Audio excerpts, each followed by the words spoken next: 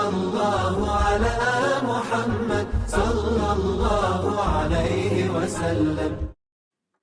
Kalau pada zaman Nabi mereka berani untuk merekayasa apa yang ada di dalam kitab Taurat, lalu mereka ubah sesuai dengan hawa nafsu mereka. Loh, apalagi hari ini. Ketika mereka memiliki kepentingan global kepada kehidupan dunia ini, karena mereka itu serakah kepada urusan dunia. Ya, mereka itu serakah kepada urusan dunia.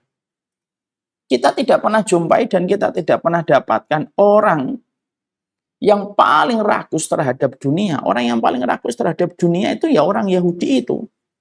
Makanya orang Yahudi itu akan membuat berbagai macam program untuk menguasai pundi-pundi kehidupan di dunia, dan kehidupan harta itu adalah orang Yahudi itu. Makanya kita mendapatkan di dalam surat Al-Baqarah ayat yang ke-96 ya. Allah menyampaikan kepada kita di dalam surat Al-Baqarah ayat yang ke-96. Wala tajidannahum ahrasan nasi ala hayati wa minal ladina asyraku yawaddu ahaduhum law yu'ammaru alfasanah. Wa ma huwa bimuzahzihi minal adabi ayyu'ammar. Kamu akan dapatkan orang yang paling serakah terhadap urusan dunia itu daripada orang-orang musyrik. Salah satunya di dalamnya orang Yahudi. Sehingga akhirnya itulah sifat basic kehidupan orang Yahudi. Mereka itu menyembunyikan kebenaran dan menyembunyikan ilmu. Makanya tidak mungkin apapun yang berurusan dan beririsan dengan Yahudi, kalau mereka karakter, kalau mereka betul-betul Yahudi, maka sebagaimana yang diterangkan oleh Allah, mereka dalam kondisi betul-betul menyembunyikan kebenaran dan menyembunyikan ilmu. Itu yang pertama. Yang kedua, mereka itu adalah orang yang paling khianat. Mereka itu adalah orang yang paling khianat, mereka adalah orang yang ingkar janji, dan paling banyak melakukan tipu muslihat. Ya. Sehingga akhirnya kita jumpai bagaimana mereka berkhianat kepada baginda Nabi Shallallahu Alaihi Wasallam kan berkali-kali kepada Rasulullah. Sampai akhirnya ketika perang Khandaq, ketika Rasulullah berada di kota Madinah, lalu akhirnya ketika selesai perang Khandaq, Rasulullah Shallallahu Alaihi Wasallam itu langsung mengepung Yahudi, Bani Quraidah, karena mereka berkhianat. Jadi ketika mereka sudah terikat perjanjian dengan Nabi, justru ketika ada kekuatan sekutu yang datang dari arah kota Mekah, yang Ahzab itu ketika ingin melumat kota Madinah, yang dilakukan secara bersekutu dan berkoalisi, maka orang-orang Yahudi, salah satunya Bani Quraidah, yang sudah mengikat janji dengan Nabi, melepaskan ikatan perjanjian itu dengan Nabi dan menjadi penyokong kekuatan koalisi yang saat itu menyerang kota Madinah. Yang memang pengkhianat dan mereka itu ingkar janji. Dan tidaklah satu kaum yang paling banyak membunuh para nabi kecuali adalah orang Yahudi. Yang paling banyak membunuh para nabi itu Yahudi. Dan itu dilakukan pula ketika mereka berupaya untuk membunuh Rasulullah SAW dengan berbagai macam cara. Siapa yang mengirimkan sihir kepada Rasulullah? Orang Yahudi.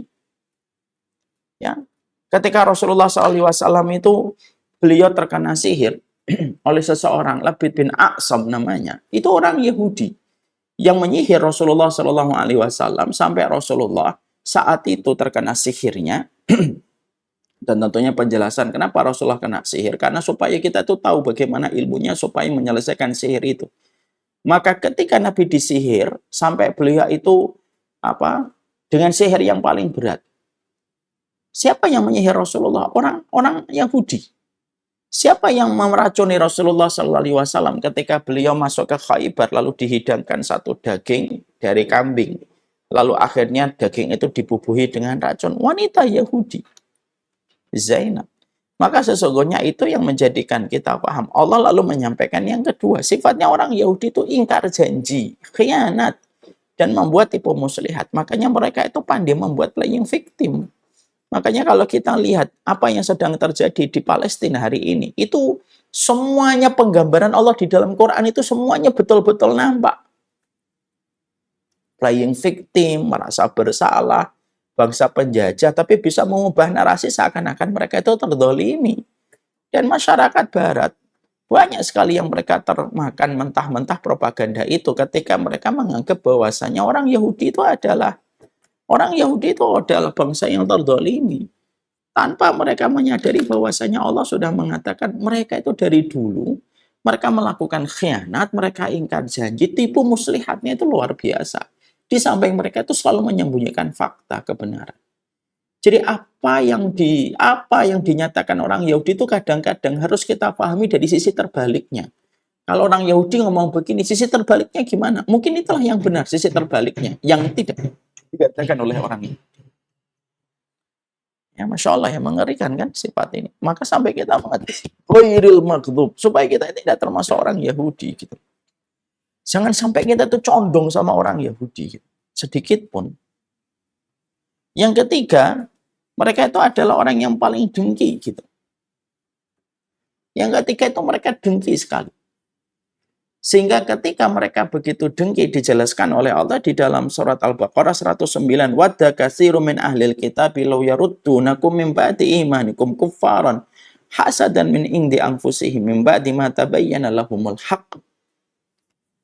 Maka dikatakan pada surat Al-Baqarah 109, sebagian besar ahlul kitab dari kalangan Yahudi menginginkan supaya kamu itu kembali kepada kekafiran. Tidaklah mereka menginginkan kalian, kaum muslimin, supaya kalian itu mengikuti gaya kehidupan orang yang kufur kepada Allah dan kembali kepada kekafiran, kecuali karena dengki yang ada di dalam hati mereka setelah nampak kebenaran untuk mereka. Ya, mereka dengki sekali. Sehingga akhirnya kedengkian itu yang menjadikan mereka tidak pernah kehabisan semangat untuk memusuhi orang yang beriman. Dengki itu kan penyakit parah kan. Dan dengkinya orang Yahudi itu kepada Muslim. Kedengkiannya luar biasa. Sampai ketika mereka sudah mengambil haknya kaum muslimin, sekalipun ketika mereka sudah menguasai, menjajah tanah Palestina, mereka pun tetap masih dengki. Dan bagaimana propaganda tetap terus dilakukan. Karena apa? Bukan semata-mata karena tanahnya, tapi karena apa yang di hati mereka itu sudah betul-betul mendarah daging kedengkian mereka kepada kaum muslimin. Dan kedengkian itu tidak akan ada yang menyembuhkan kecuali rahmatnya Allah kalau mereka bertobat. Dan kedengkian itu akan dibawa mati sama mereka. Dan sebenarnya kedengkian orang Yahudi itu bukan hanya kepada Muslim, hatta kepada orang Nasrani pun mereka menampakkan kedengkian mereka. Makanya kita mendapati video-video dari berdasar kepada fakta di lapangan, bagaimana orang-orang Kristen ketika ziarah pun tidak selamat dari celaan-celaan mereka orang Yahudi ketika mereka menghina keyakinan dan keimanan orang Nasrani. Dan itu bagian dari sifat mereka, penuh dengan kedengkian mereka. Ya, makanya bisnisnya yang mereka lakukan itu ya penuh dengan kedengkian. Program-program yang mereka lakukan itu programnya itu bertitik tolak dari kedengkian. Supaya Islam itu, kaum musliminnya keluar dari keislaman itu seutas demi seutas, setahap demi setahap. Mereka itu keluar dari Islam. Maka mereka gulirkan seluruh macam program. Tanpa kita sadari semua program hari ini tidak lepas dari peran serta dari orang Yahudi ketika dia ingin merusak kaum muslimin dan ingin mencabut kaum muslimin itu dari agamanya.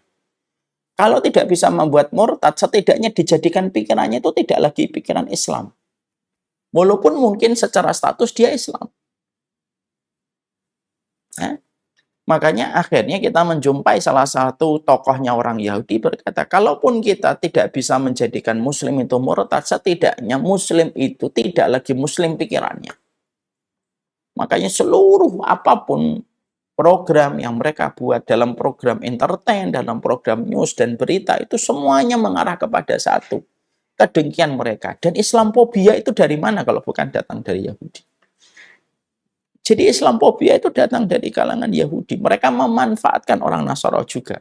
Lalu mereka akhirnya memiliki kedengkian dan mereka ketika kedengkian itu terjadi melahirkanlah Islamophobia. Hari ini kan Islamophobia, Masya Allah itu. Di mana-mana kita jumpai Islamophobia. Walaupun dengan izin Allah yuriduna liyutfi'u nurallahi biafwahihim wallahu mutimmu nurihi walau karihal kafirun. Mereka berusaha memadamkan cahaya Allah. Wallahu mutimmu nurihi. Allah yang menyempurnakan cahaya itu walaupun orang-orang kafir itu membencinya. Kenapa? Ya karena Masya Allah ya, kita mendapati bahwasanya seluruh Islamophobia yang mereka gerakkan untuk mempengaruhi, memberikan pencitraan negatif kepada Islam itu, mereka lakukan untuk memadamkan agama Allah. Agama Allah itu tidak bisa dipadamkan. Ya.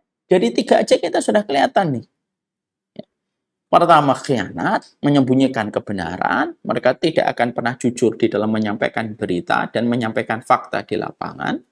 Yang kedua, mereka khianat, mereka akan terus bermain playing victim. Mereka akan membuat narasi bahwasanya mereka itu adalah bangsa yang terdolimi, tersakiti. Seakan-akan dunia itu berhutang kepada orang Yahudi atas apa yang mereka perbuat, atas apa yang mereka dapatkan dulu ketika mungkin di tahun Perang Dunia Kedua gitu. Lalu mereka membuat narasi global gitu, sampai akhirnya mereka bermain playing victim. Lalu yang ketiga, ya mereka lah yang menyulutkan Islamophobia itu ya mereka, dan mereka lah konseptor Islamophobia itu ya mereka. Ya konseptornya itu ya mereka, karena dulu yang memberi materi-materi orang musyrik untuk membenci Nabi itu salah satu yang memberi referensi dan materi kepada orang musyrik untuk terus memusuhi Nabi Muhammad itu ya orang Yahudi. Konseptor Islamophobia ketika Nabi menyampaikan dakwah itu orang Yahudi.